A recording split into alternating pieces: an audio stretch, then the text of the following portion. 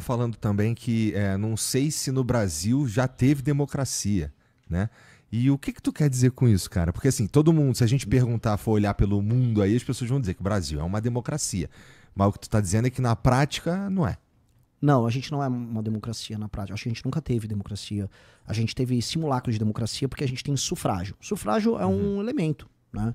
É o voto. Agora o sufrágio, acho que depois de 34, a Constituição de 34, ele se tornou universal, as mulheres passaram a votar. Então não dá pra falar que a gente tinha uma democracia completa, talvez até 34. Mas, olhando direito, por que eu não considero a nossa democracia uma democracia, de fato?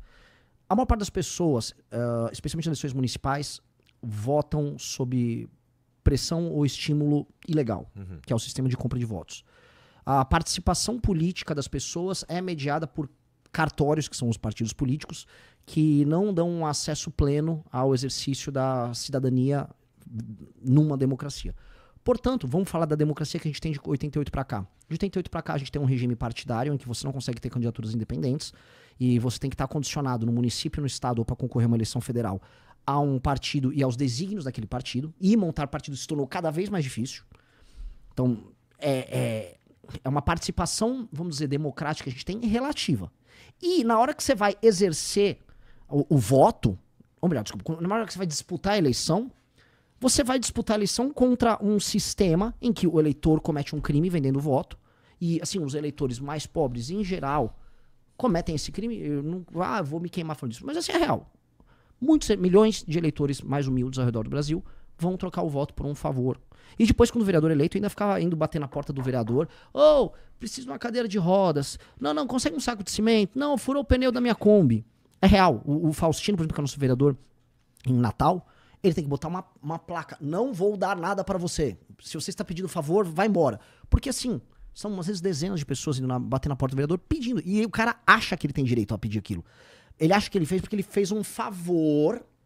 É uma troca, uma transação. Eu fiz um favor em votar você e fazer meus parentes votar em você. Em troca, você tem que me dar coisas. Porque eu sou o seu parceiro. Não é que o eleitor é uma vítima. O eleitor não é uma vítima. Porque a gente trata, às vezes, as pessoas como se fossem retardados, sabe? Tipo, esse eleitor é uma vítima. Não, o eleitor também sabe o que ele tá fazendo. O que ele entende como política não é o que a gente aqui entende. Entendi. Ele entende como política assim, eu participo aqui, esse cara me representa, ele cuida de mim, e eu também cuido dele, eu também trago os votos pra ele. Tem que me ajudar com isso aqui. Isso não é democracia.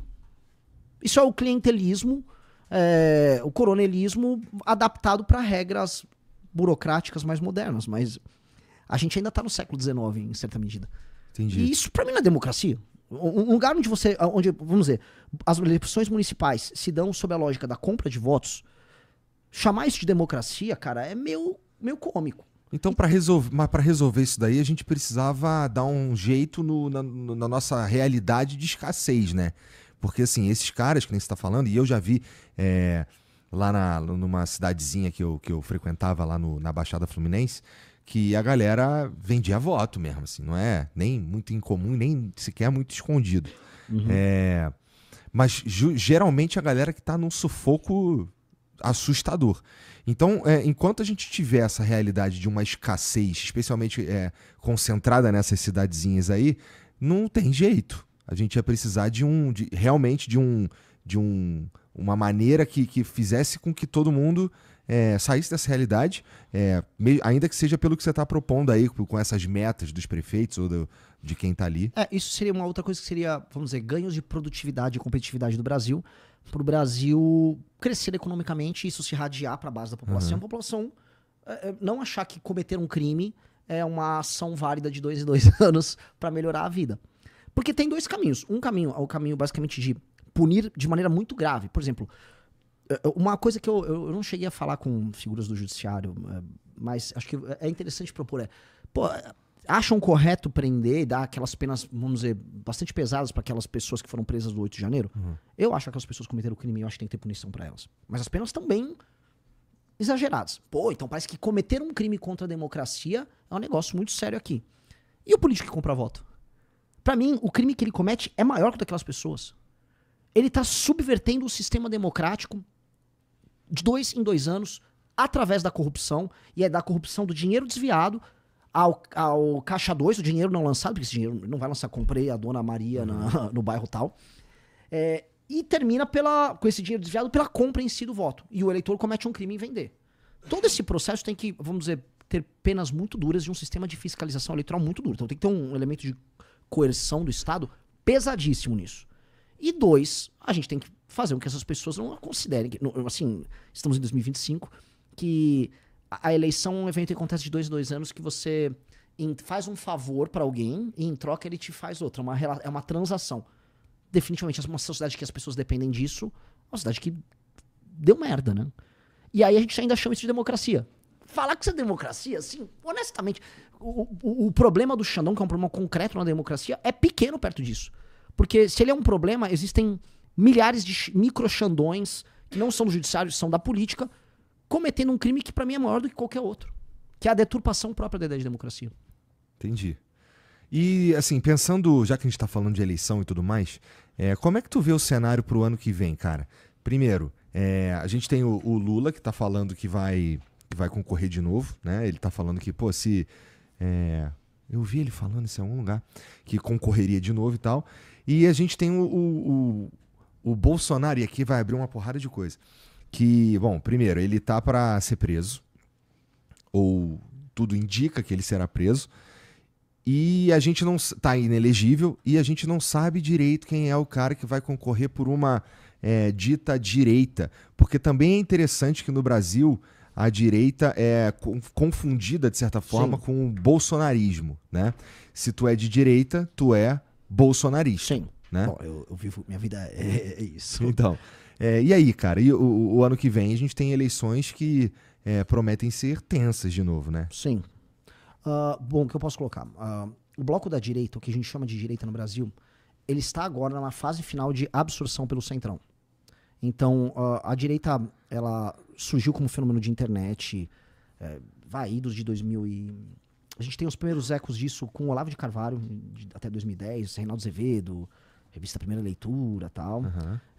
Na década seguinte, a gente tem 2013, a apropriação das ruas de 2013, eu participei diretamente disso, pela direita, pela classe média, surgimento dessa direita, movimentos liberais, Lava Jato fora Dilma, Bolsonaro surge, é uma coisa antissistema, fora do jogo, e aí ela chega de maneira prematura no poder com o Bolsonaro, que é muito parecido com o Trump. Trump também não achava que ia ganhar a eleição em 16, ele ganha a eleição e não tinha programa, teve que chamar ele, Trump, os caras old school do Partido Republicano, os caras mais das antigas, pra administrar o governo dele. E esses caras não concordavam com as coisas deles. Eram caras que até a raiva do Trump. Que era uma espécie de centrão do Partido Republicano. Ele fez um governo... Nhé. O Bolsonaro faz esse governo, ele não tinha equipe, não tinha nada. Um monte de doidinho foi pra lá no governo. E ele chama os caras do centrão. Que quando ele começa a governar, foi no meio pro fim da pandemia. Ele entrega o governo ali pro Ciro Nogueira, os caras do centrão começam a tocar o governo mesmo. Vira um governo absolutamente convencional. Ele também imaginava que ia se salvar do impeachment, tinha toda discussão sobre impeachment ali entre 2020 e 2021. E aí ele vai pro PL, ele elimina a possibilidade de montar o partido dele ali, perde a eleição, e aí o PL absorve todos os nomes da direita. E o PL tá na gincana que eu descrevi. Por que o PL quer o Nicolas? O Nicolas foi 1,5 milhão de votos. Quanto isso representa de dinheiro? Né? Com o Nicolas eu posso fazer vários prefeitos e vereadores. Só que não é um Nicolas, são, sei lá, falando só dos bolsonaristas, não os caras do centrão do PL, vamos falar que tem uns 70, 80 bolsonaristas no PL, como deputado federal. Então, o PL, ele absorveu, ele fagocitou a direita como parte da mecânica eleitoral e financeira dele. E outros elementos da direita também foram absorvidos. O Partido Novo se tornou um satélite do Bolsonaro. E aí o centrão começou a entender, tá ruim de trabalhar com a esquerda, ruim de trabalhar com o PT. E se a gente tirar esses arrobos malucos do bolsonarismo, é fácil controlar a direita, porque a direita é retardada. E a real da direita é que, no geral, via de regra, a direita brasileira é retardada. E quando você é retardado e assume um cargo no executivo que tem muita responsabilidade, administrar educação, orçamento e tal, você vai ter que chamar uns adultos na sala. E quem são os adultos na sala? Péssimos adultos, semi-alfabetizados, imbecis, mas eles existem, que são os caras do centrão que estão administrando, nesse instante, quase 5 mil cidades ao redor do Brasil. Eles estão administrando estados, eles estão em secretarias e tal. São eles. E aí eles vão assumir essas posições. E eles usam a direita como um instrumento para vencer a eleição em termos majoritários. E aí eles participam da gestão. O projeto desses caras, por isso que eu falei dessa... que eles fagocitaram a direita. É o projeto do Tarcísio. O Tarcísio é o candidato do Centrão. Então o Tarcísio, ele leva o voto da direita. Aí a ideia é botar o Ciro Nogueira como vice. O Ciro Nogueira é do PP. O PP fez uma federação com a União Brasil, que em Brasília, nos corredores, eles chamam de PEPUNE. Esses nomes horríveis, assim. Acho que é a Federação União Progressista, mas na prática, os caras, eu sou do PEPUNE. Então eles fizeram isso para aumentar o número de deputados, é como eles aumentaram o número da cacife na gincana e falaram, como eu sou bem grande na gincana, eu faço vice. E aí eu decido quem é o meu governador aqui, E eles começaram a fazer o jogão ali. E aí eles fecharam com setores do mercado financeiro, uma parte do setor empresarial, expectativa do agro. A ideia de, a gente lança o Tarcísio, que é um sujeito legal, bacana, ele é um executor. A gente fecha o Centrão inteiro com ele. Então ele o Kassab, que é do PSD, o PEPUNE, PP, União Brasil. O MDB vai fazer uma federação com republicanos, e que eles chamam nos bastidores de MDBREP. Então junta um super bloco, isola o PT, e aí o Centrão toca o Brasil, faz umas reformas ali junto com o Tarcísio. Esse era o plano dos caras. Até o Eduardo Bolsonaro tacar uma pedra e tá dando merda aí no plano, né? Essa é a parte da direita. Da esquerda, em tese, seria o Haddad o nome. Tá. O Lula... O Lula não? O Lula tá se animando novamente agora, né? Ele voltou a... O Eduardo, os Bolsonaro aí, tudo isso que tá acontecendo aí com taxação e tudo mais, parece que tá ajudando o Lula no fim das contas, né? Tá. Eu tava falando com o Kim hoje, os deputados da esquerda ficam falando nos corredores, puta, animaram o velho. O velho tá animado. Então, a turma da esquerda tá mais animadinha. Há uma percepção dos deputados bolsonaristas de que o Eduardo tá levando as coisas pra um caminho ruim. Um setor inteiro como o agro tá muito puto. Assim, espumando. Então, assim, a análise é que isso que tá acontecendo lá do Trump, tá falando essas coisas aí, tem a ver, de fato, com a ida do Eduardo Bolsonaro para os Estados Unidos e alguma articulação que ele fez ali. Tem também, mas eu estabeleceria, vamos dizer, a razão pela crise diplomática Brasil e Estados Unidos, em termos percentuais, a responsabilização pro Eduardo e o Paulo Figueiredo, especialmente o Paulo Figueiredo. O arquiteto disso é o Paulo Figueiredo, que é bem mais inteligente e habilidoso que o Eduardo, e que tem contato com o Trump. O Eduardo também tem, mas o Paulo é mais capaz. 20%. O Trump, no mesmo período, sei lá, de 15, 20 dias que ele taxou o Brasil, ele também anunciou México, Japão, acho que Coreia, anunciou União Europeia inteira, falou dos BRICS, meteu Rússia no meio, meteu OTAN. Ou seja, o Trump tá atirando para todo lado. Então ele já ia fazer isso com o Brasil por razões outras que Xandão e não sei o quê. Ele ia fazer isso porque faz parte do projeto de reordenamento geopolítico que os Estados Unidos, na gestão atual dele, quer fazer. Isso iria acontecer, o Brasil ficou numa posição muito exposta, a gente pode até comentar por que o Brasil ficou nessa posição exposta. Tá anotado aqui também. O Brasil basicamente ficou com a bunda de fora, achando que era esperto, e agora tá, né? E sei lá, 70%, 80% da razão concreta por conta disso esse tema. Tá bom, então a gente já volta nessa daqui, porque eu te cortei na que tu tava falando antes, que era... eleições. Isso. Então o Lula, ele tá, vamos dizer, voltando a se assanhar. Acho que é uma coisa de curto prazo, porque eu acho que, vamos dizer, a gente terá problemas econômicos, eu não acho que você vai ter uma reversão da popularidade dele, uma reversão intensa. Logicamente que ele acredita numa mítica dele, por exemplo, em 2005 ele estava muito queimado no começo do ano por conta do mensalão, e ele, com o efeito Bolsa Família e com o crescimento econômico que veio já a partir de 2004, ele já começou a apontar. Então, ele fala, pô, vai ter uma Fênix aí comigo, né? Um cavaleiro de Fênix.